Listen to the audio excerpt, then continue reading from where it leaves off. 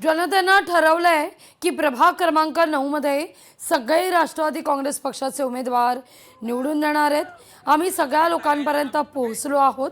अमोल बालवडकर म्हणून मी आधीच लोकांच्या मनात आहे।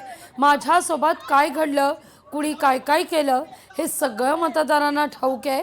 प्रभाग क्रमांक 9 मध्ये भाजपच्या वरिष्ठ नेत्यांनी पाठ फिरवली आहे। एकही सभा त्यांनी घेतली नाही अशी प्रतिक्रिया प्रभाग क्रमांक 9 चे राष्ट्रवादी काँग्रेस पक्षाचे उमेदवार अमोल बालवडकर यांनी दिली आहे।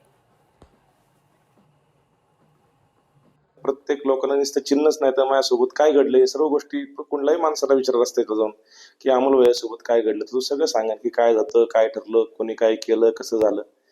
त्यामुळं आता प्रचार सभा झाल्या, सर्व मोठ्या झाल्या।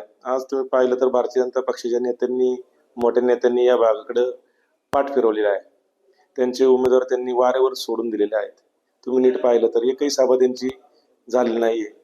आज एवढं ते जर म्हणतात या भागाचं नेतृत्व करतात तर या भागामध्ये मोठे मोठे नेते त्यांनी आणले पाहिजे होते, मोठे मोठे सभा घ्यायला पाहिजे होत्या। लोकशाही मराठी ऐका, पहा, जागरूक रहा।